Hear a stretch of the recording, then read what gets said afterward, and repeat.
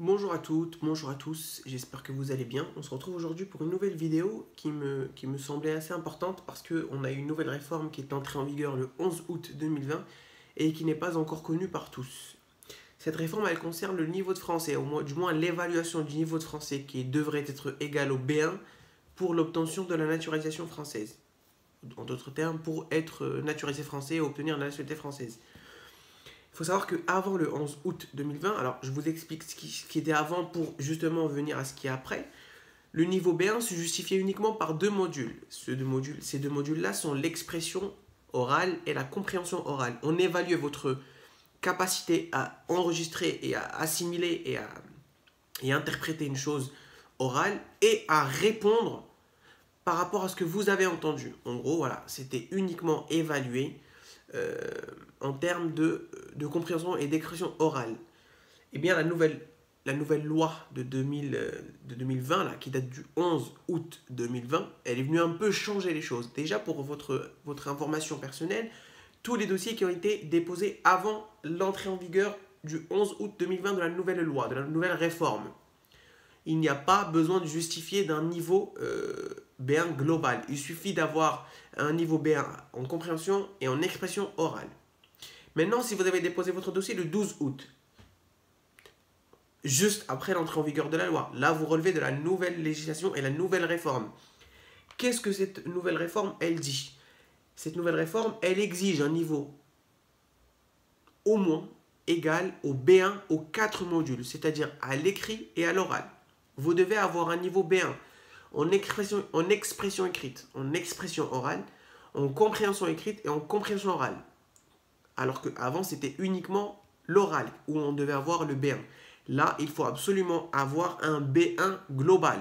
Si vous déposez votre dossier avec un diplôme que vous avez obtenu au niveau du TCF, avec uniquement B1 à l'oral, ça ne passera pas parce que la réforme, elle est venue un peu durcir justement cette chose, cette évaluation de niveau de français.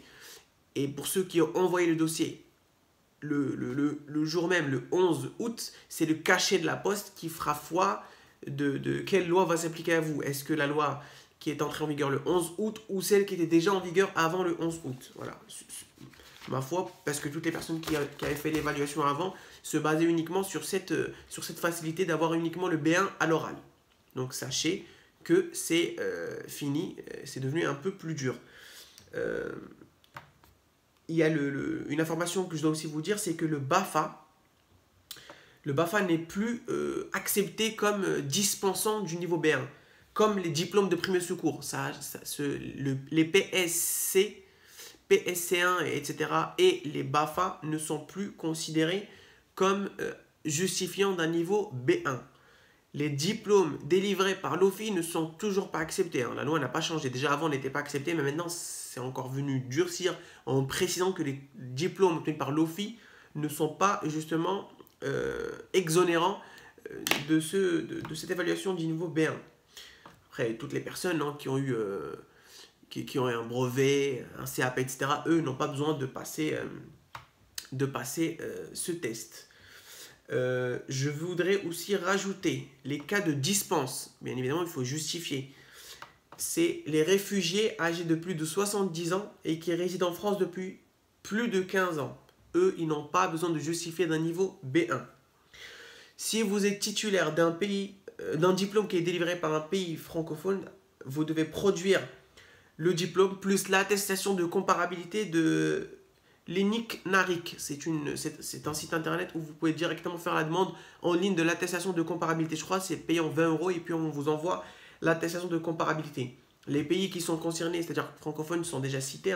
Il y a l'Algérie, la Belgique, le Bénin, le Burkina Faso, le Burundi, le Cameroun, le Canada, le Centrafrique, les Comores, le Congo, Côte d'Ivoire, Gabon, Guinée, Haïti, Luxembourg, Madagascar, Mali, Maroc, Monaco, Niger, Rwanda, Sénégal, Seychelles, Suisse, Tchad, Togo, Tunisie et le Vanuatu, un truc comme ça.